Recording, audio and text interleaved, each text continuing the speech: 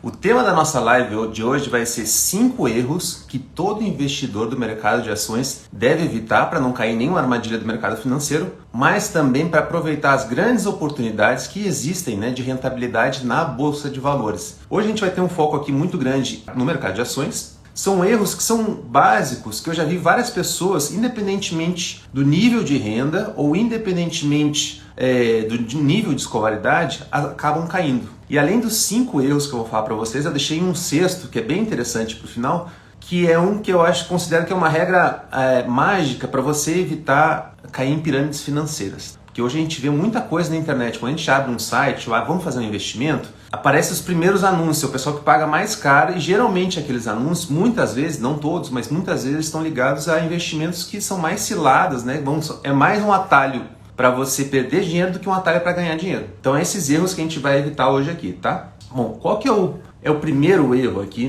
que a gente pode falar sobre investimentos em ações da Bolsa de Valores? O primeiro deles, que ocorre com muita frequência com as pessoas que estão começando, é quando a pessoa compra uma ação, mas sem saber o porquê ela está comprando. Então, quando a gente vai comprar uma ação, até gosto de dar essa dica para o pessoal, abre uma página em branco, Eu sei que no início é mais difícil, mas mesmo no início você vai investir com pouco dinheiro, R$100, R$50, R$10, começa de forma muito simples, pega uma página em branco e escreve 3 frases que seja, por que você está comprando aquela ação. Então, até para as pessoas que estão começando, eu sempre recomendo, começa pelo setor de energia elétrica. Então, você pode pegar uma empresa, por exemplo, Energias Brasil, que é ENBR3, que é uma empresa que eu gosto bastante. E aí, nessa página em branco, você vai lá e coloca, eu estou comprando essa ação porque ela está dentro de um setor que é um setor considerado perene, um setor interessante, bem regulado, é um setor, uma empresa que está pagando um bom dividend yield, então já é uma razão. E é uma empresa que tem historicamente pagado bons dividendos, tem uma diretoria, um conselho de administração interessante. Então são coisas que são já justificativas porque você está comprando. Por que eu falo que o primeiro erro dos 5 que eu vou mencionar aqui é de a pessoa comprar uma ação sem saber o porquê? As pessoas sabem que eu sou especializado nesse assunto, então quando eu saio para conversar, muitas vezes eu vou num bar, encontro um amigo e tal, ele fala, Ganesh, comprei uma ação aí, a Magazine Luiza, o que você acha que eu faço com ela, Aí eu fico assim, não, mas por que você comprou, Isso aconteceu muito ano passado, porque agora a Magazine Luiza está em baixa, Então poucas pessoas têm comprado. As pessoas falam assim, enfim, eu comprei porque estava subindo. Então tinha uma amiga aqui de Brasília, inclusive, que ela pegou e comprou o Magazine Luiza lá na faixa dos R$27, R$26. Então ali ela correu um risco muito grande, Porque está comprando uma coisa sem saber. Se der certo, vai parecer que é fácil, que é só comprar que vai subir. E se cair, ela vai, poxa, isso não é para mim, Mas ela começou errado. É muito fácil a gente entrar lá no home broker da nossa corretora e já pegar e colocar, Comprei MGLU3, Comprei uma ação da Magazine Luiza. Mas esse não é a forma mais adequada. A forma mais adequada é começar simples. E aqui eu já estou dando um passo a passo mais básico para quem está começando. Pega uma empresa do setor de energia elétrica. Eu falei, por exemplo, eu vou falar 3 aqui, mas pode escolher uma dessas 3. Pega Energias Brasil, Taesa, Neo Energia, outra, vou falar 4. Então, Taesa e Transmissão Paulista. Essas 4 empresas. Escolhe uma, pega uma página em branco, escreve 3, 4 razões por que você está comprando aquela empresa. Você já vai começar na frente da maioria das pessoas que começam essa jornada na Bolsa de Valores. Então você já vai começar da forma correta. Porque quando o mercado começar a oscilar, e isso vai acontecer todo dia, sobe, desce, tem uma notícia aqui de Brasília, teve uma crise, Ministério da Economia, não sei o que lá, teve uma crise nos Estados Unidos, você vai ficar mais tranquilo. Porque a oscilação é normal, isso é inegável que vai acontecer. Então a gente tem que se acostumar e se aproveitar dela. Nós que somos investidores de longo prazo, quando começar a cair muito, vai ser uma oportunidade. Então esse é o primeiro erro aqui que eu queria mencionar com vocês. Vou para o segundo aqui, lembrando que eu falei que vão ser 5, mas tem um sexto adicional lá no final. Então vamos ver aqui o segundo erro de quando as pessoas começam a investir no mercado de ações. O mercado de ações, ele tem altos e baixos muito intensos, Às vezes, Ocorreu agora em março de 2020 com a pandemia, Quem podia esperar que ia acontecer uma pandemia? Ocorreu uma pandemia, o mercado de ações começou a desabar, então caiu muito. Teve épocas, que foi ali 2016 até 2019, o mercado subiu de forma muito intensa, tudo subia na Bolsa de Valores praticamente. A Petrobras saiu lá de R$4, foi para, sei lá, R$30, R$20, multiplicou por 5 vezes. A Magazine Luiza multiplicou por muitas vezes e agora já devolveu boa parte. Mas isso para dizer que a Bolsa de Valores ela tem um efeito manada muito grande. Então quando as coisas começam a subir demais, parece que a gente está num mundo perfeito, num mar de rosas. Quando as coisas começam a cair demais, parece que o mundo vai acabar literalmente. Não é que passou por uma crise, o Brasil vai estar por uma crise, daqui a 2, 3 anos ele está melhor. Não. Quando começa a cair de forma muito intensa, como foi em março de 2020, caiu 40%, 50%, parecia que o mundo ia acabar. Claro que era o mercado não cai à toa, né? Não vai cair, não, essa notícia é muito boba. Não, era uma notícia muito grave, uma notícia de saúde pública a nível mundial. A gente nunca viu assim, de forma tão intensa, os países fazerem lockdown. Então era um motivo para cair. Mas isso é para dizer que o mercado ele segue um efeito manada muito forte. Quando ele sobe muito forte. E quando ele cai muito. E os investidores que estão começando, muitas vezes eles cometem o erro de seguir a manada. E quando a gente olha os investidores profissionais, os analistas profissionais, ou os gestores, né, de grandes fundos de ações, o que eles fazem? Muitas vezes eles são contrários ao efeito manada. Então, um erro que a gente não tem que cometer é só porque está todo mundo comprando, a gente vai lá e compra. Ou só porque está caindo, a gente vai lá e vende. Porque se você fizer isso, a gente vai seguir aquela tendência de comprar caro, comprar na alta e vender barato, vender na baixa. Então, né, que é o contrário que a gente faz na nossa vida pessoal. A gente gosta de comprar coisas não que estão caras, mas coisas que estão baratas. E gosta de vender coisa quando as coisas estão com preço elevado e não quando as coisas estão com preço baixo. Então, eu estava falando do efeito manada, né? É o segundo erro dos investidores do mercado de ações, principalmente para quem está começando. Porque está subindo, eu vou lá e compro. Não sei qual é a razão, mas eu vou comprar. Está todo mundo comprando, eu vou comprar. Está caindo, está todo mundo vendendo, eu vou vender. Porque também não sei porque que eu vou vender, mas eu vou vender porque está todo mundo vendendo. Se todo mundo está vendendo é porque tem alguma razão que está vendendo. Só que quando a gente olha, e isso que eu quero passar para vocês, o comportamento, né, dos analistas profissionais, dos gestores profissionais, a gente vê que em momentos de queda são grandes oportunidades. Eu vou dar um exemplo para vocês, para ficar concreto. Em março de 2020, porque é um momento recente, vários fundos de ações que são excelentes, que são fechados, inclusive se a gente quiser fazer aporte neles, nem recebe dinheiro. Eles dizem, não quero porque eu já tenho todo o dinheiro que eu preciso aqui para fazer gestão. O Dynamo, o Constellation, são 2 exemplos aqui, e outros, o Squadra também, eles abriram as portas para novos aportes para os investidores nessa época. Se você colocar lá no Google, Dynamo, março de 2020, eles abriram as portas para fazer os investimentos. Então, quando todo mundo estava vendendo em março de 2020, eles sabiam, né, que tinham muitas ações atrativas naquele período para comprar. E eles não estavam errados. Se a gente for ver a bolsa lá, quando estava em março de 2020, estava 60, 70 mil pontos, e depois foi para 100, 110, 120 mil pontos, praticamente dobrou de tamanho. É esse comportamento que eles foram contra a manada que eu quero passar para vocês, essa primeira ideia inicial, de evitar. Só porque estão comprando você vai lá e compra, só porque estão vendendo você vai lá e vende. E a gente tem exemplos mais recentes também, por exemplo. Agora há pouco foi feito o IPO do Nubank, né? Que foi um IPO famoso porque o Nubank tem umas 30 milhões de contas bancárias, né? Contas digitais, então muita gente recebeu os BDRs do Nubank, enfim, teve toda uma propaganda, um marketing muito forte, né? E as ações do Nubank foram... Muita gente ficou interessada porque, poxa, um banco excelente e tal, está crescendo, as fintechs, só que ele estava um preço muito elevado. E isso aconteceu a mesma coisa com o Banco Inter, isso aconteceu a mesma coisa com a Magazine Luiza. Tudo isso vinha subindo. O Nubank fez o IPO, mas o Banco Inter vinha subindo muito, como se não houvesse amanhã. Magazine Luiza também. E muita gente comprou só para entrar na onda do efeito manada. E aí acaba que muitas dessas empresas hoje caíram 70%, 80%. Não era porque estavam comprando, que era para comprar. E hoje a gente consegue ver alguns exemplos de ações que estão caindo e na verdade são oportunidades. Por exemplo, hoje um setor que está sendo muito penalizado é o setor de construção civil. Então a gente vai ver, tem empresas que são excelentes, né? A Ezetec, a Cirela, a Iven, que é lá de São Paulo também, a Melnick, que é do Rio Grande do Sul, são empresas que hoje caíram 70%. Mas se a gente for olhar os investidores profissionais, eles estão comprando muitas dessas empresas. Não é para comprar qualquer uma. Tecnisa é uma empresa que eu não gosto e tal. Mas muitas dessas empresas que caíram demais, ou seja, todo mundo está vendendo, gestores profissionais estão entrando comprando, porque está muito atrativo. Algumas dessas empresas, só o que ela tem lá na conta corrente, vale 40% da empresa, que elas têm em caixa, né, que eles chamam. Então é só passar essa ideia para vocês de que não é porque está comprando que todo mundo está comprando, você vai comprar, e não é porque todo mundo está vendendo que você vai vender. E os momentos de baixa muitas vezes são grandes oportunidades. Então hoje também tem um setor de shoppings que está bastante atrativo.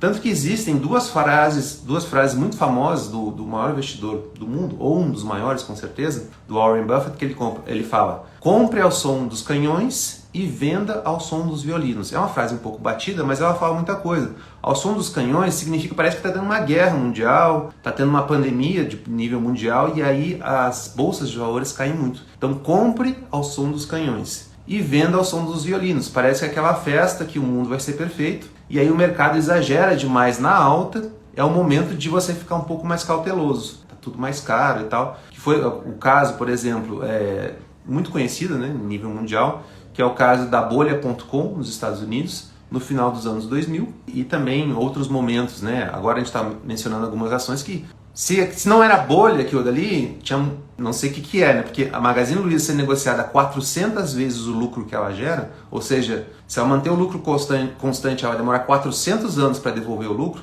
isso aí praticamente é uma bolha, né? Vamos dizer assim. Por isso que a ação caiu, né? Quando tropeçou, caiu 80%. Então compre ao som dos canhões, venda ao som dos violinos. E tem outra frase do Warren Buffett, que é um cara muito bom de frases, que ele: seja ganancioso quando os outros estão medrosos e seja medroso quando os outros estão gananciosos. E essa frase ele fala desde os anos 60, dos anos 70, né? E o mercado, ele continua se comportando assim porque é da natureza humana isso. Ser otimista demais quando as coisas estão muito boas e ser pessimista demais quando está no meio do olho do furacão, no meio da crise. Então esses são os dois erros que eu estava comentando. O terceiro erro que eles cometem é não diversificar a carteira de ação de forma adequada. É diversificação, mas aí muita gente vai falar assim: Ganesh, eu já sei o que é diversificação, é comprar várias empresas. Mas aí a gente tem que colocar uma pitada de sal aqui, porque não é exatamente isso, ou necessariamente, e comprar várias empresas dá um entendimento muito amplo. O que é diversificar a carteira de ações de forma adequada? Primeiro, se você está começando a montar uma carteira de ações, não se preocupe em comprar muitas empresas. Que nem eu falei aqui, se eu estivesse começando hoje, né, ou estivesse começando há pouco tempo,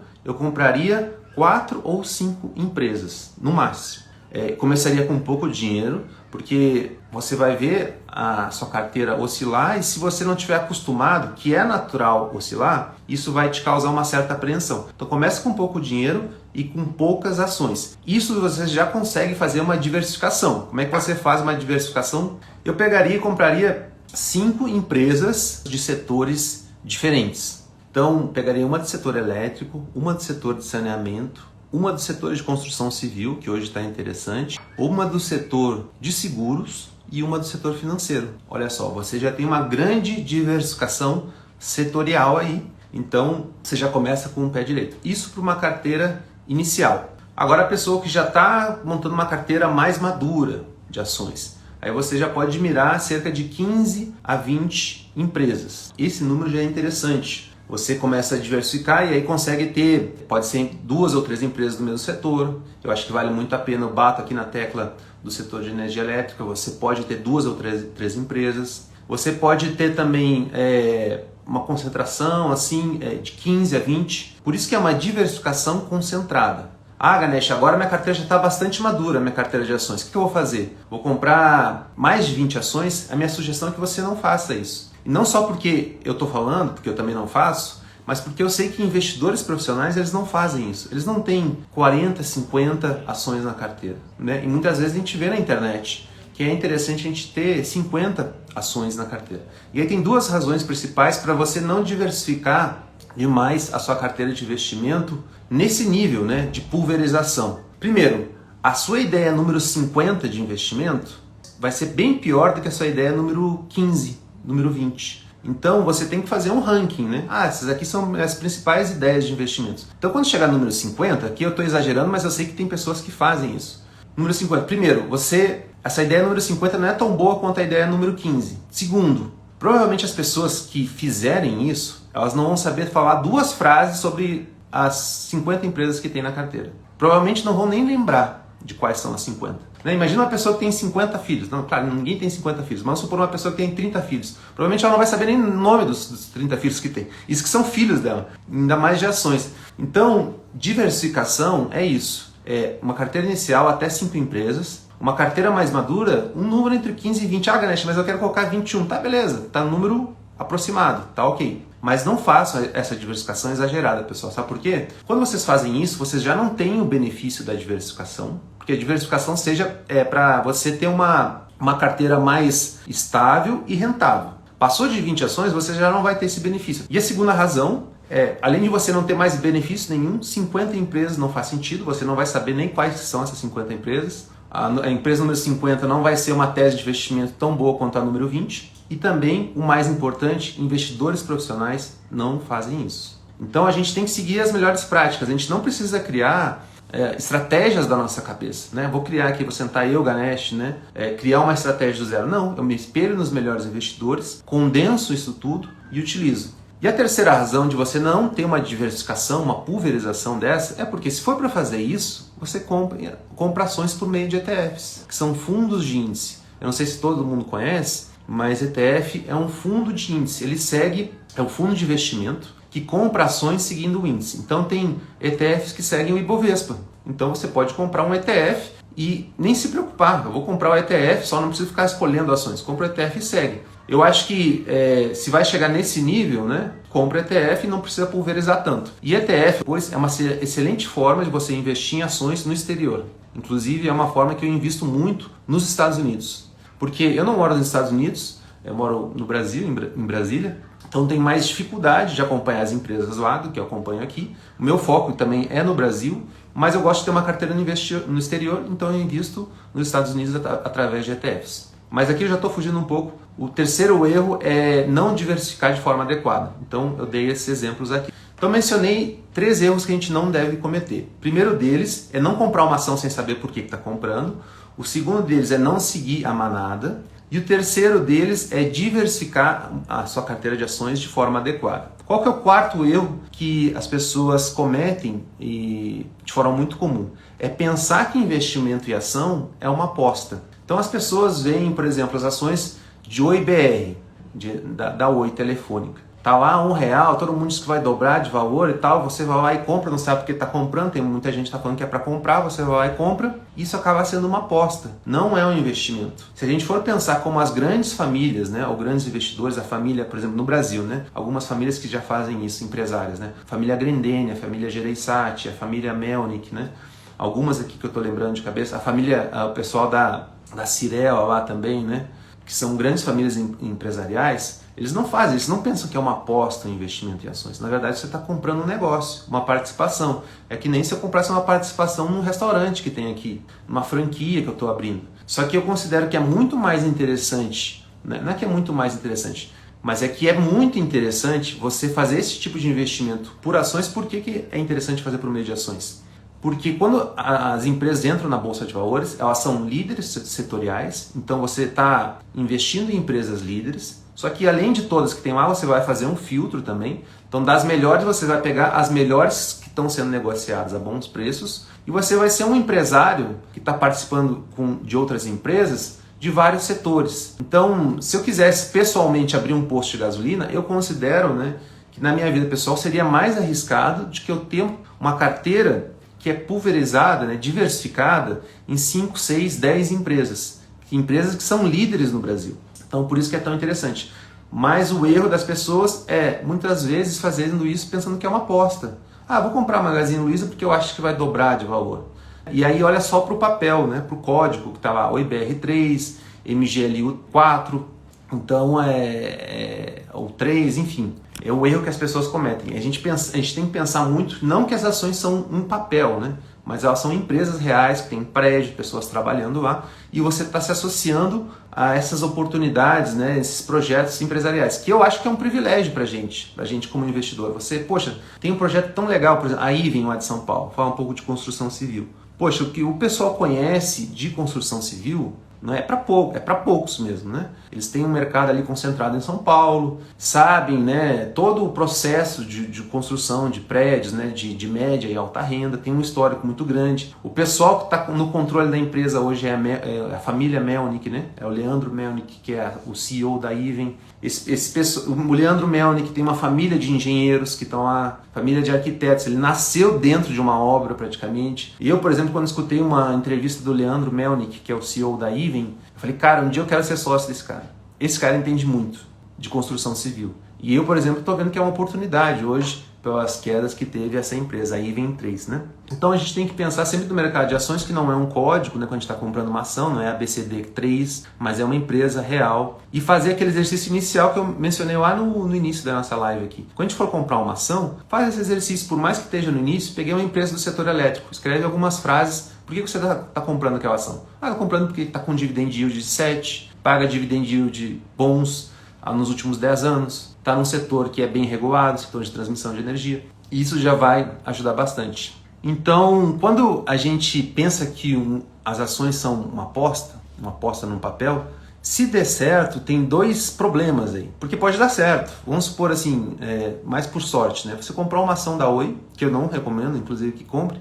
É uma ação que depende de vários eventos, né, para deslanchar. Se você comprar e der certo, vamos supor, não, eu estou comprando aqui com dinheiro, sei lá, o pessoal até fala, comprando aqui com dinheiro de pinga. Se eu perder, não tem problema. Só que vamos supor que você ganhe. Não, deu certo, você comprou a R$1.000, para você é pouco. Para algumas pessoas pode ser muito, para outras pessoas pode ser pouco, mas vamos supor que para você seja pouco.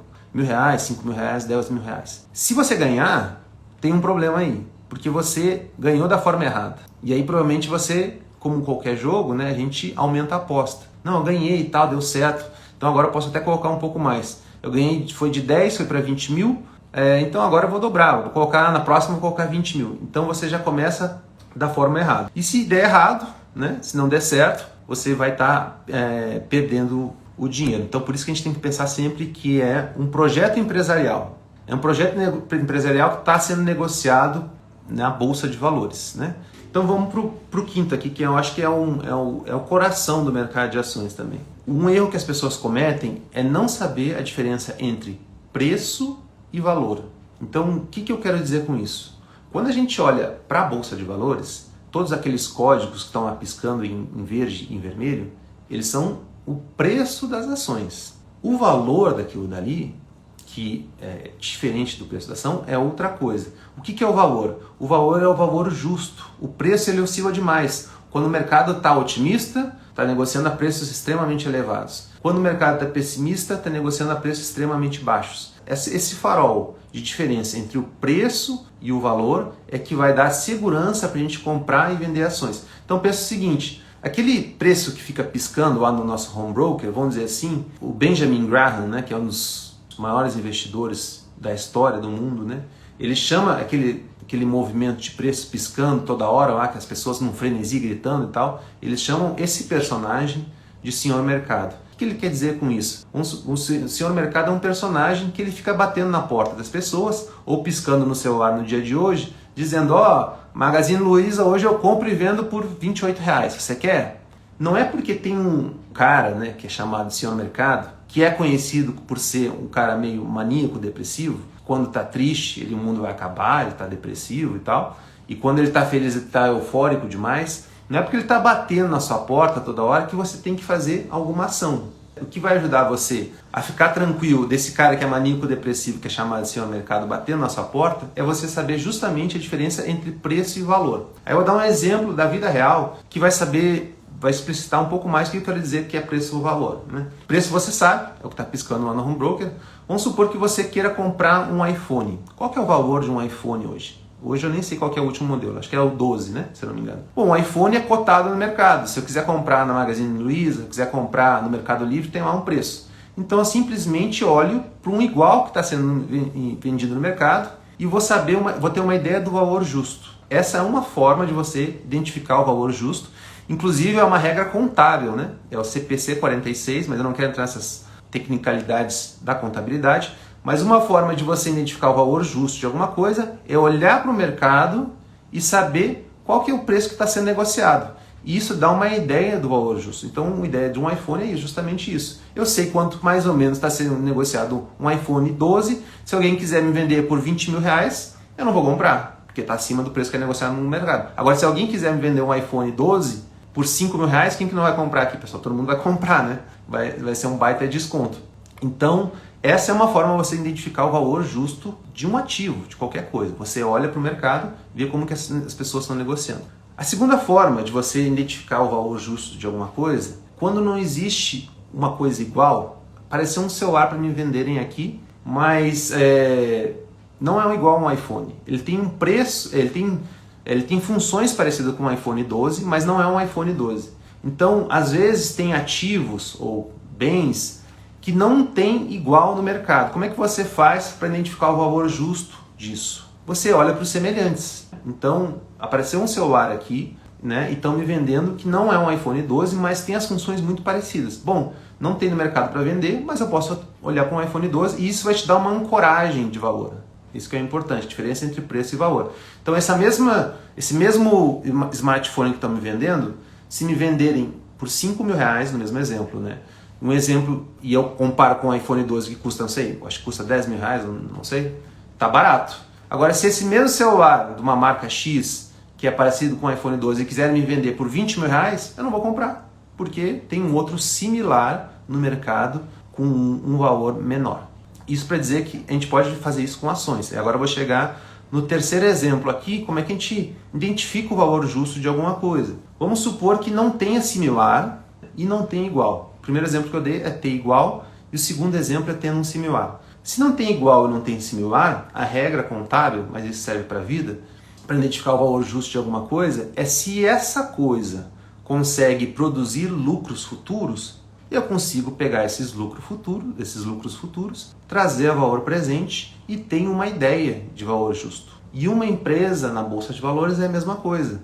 A gente pode olhar para os semelhantes, porque igual não tem uma empresa igualzinha, né? Mas a gente pode olhar para empresas que são negociadas a preços semelhantes, então olho para o Itaú, para o Bradesco, para o Santander, para o Banco do Brasil, então eles são semelhantes, estão no mesmo nicho, são bancos grandes e tal. E se mesmo assim não tiver semelhantes, se eu não tiver seguro que o valor justo está no mesmo nível que os semelhantes, eu posso usar essa outra técnica, que é a terceira técnica, que é estimar o lucro dela no futuro e trazer isso para o valor presente.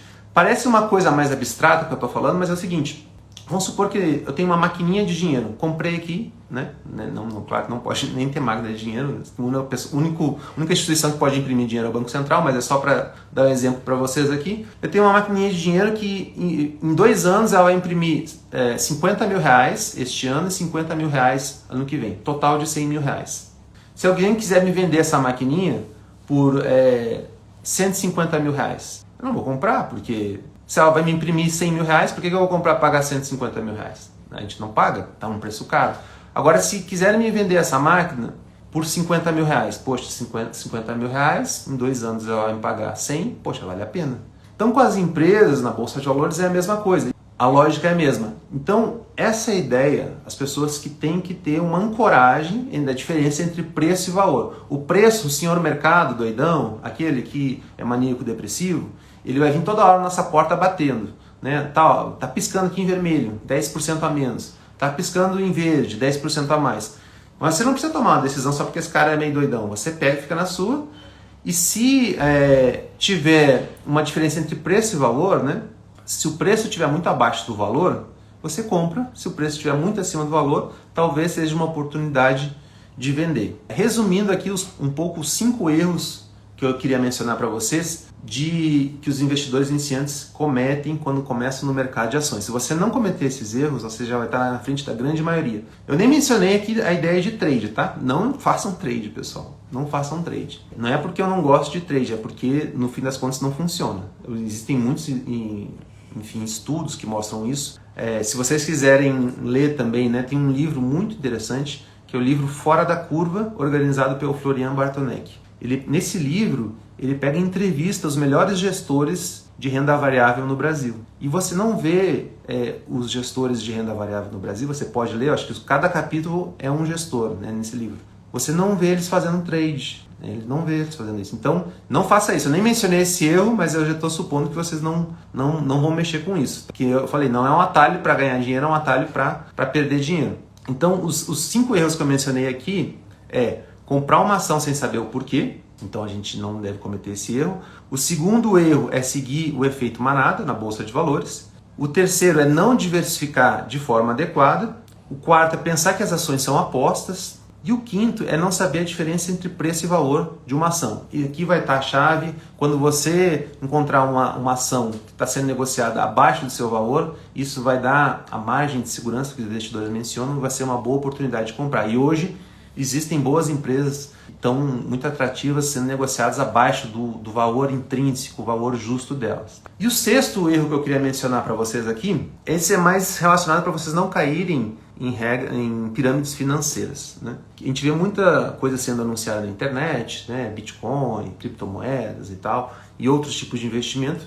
Uma regra de bolso que eu gosto demais é o seguinte, se te prometerem um investimento que rende mais de 2% ao mês com facilidade, isso tem cara de pirâmide financeira. Então essa é uma regra de bolso muito interessante. Surgiu um investimento que estão me ofertando, não sei, o Google me ofertou, ou um amigo falou, e ele disse que é muito fácil de ganhar mais de 2% ao mês. Isso tem muito cara de pirâmide financeira. Inclusive, aquele amigo que eu mencionei aqui no início da live para vocês, que tem doutorado e tal, na área de inteligência, ele caiu numa pirâmide financeira que prometiam mais de 10% ao mês. Então, esse foi muito além, né? Até muito além. Mas se você tiver esse número, essa regra de bolso com você, se surgir uma oportunidade de investimento que promete, né, mais de 2% ao mês, é melhor ficar de fora, tá? Então aqui, pessoal, eu falei dos 5 erros que a gente tem que evitar para a gente não cair em armadilha e para aproveitar as oportunidades de investimentos na Bolsa de Valores. Então eu queria deixar um grande abraço para vocês, agradecer a presença de todos, fiquem bem, um grande abraço, tchau, tchau!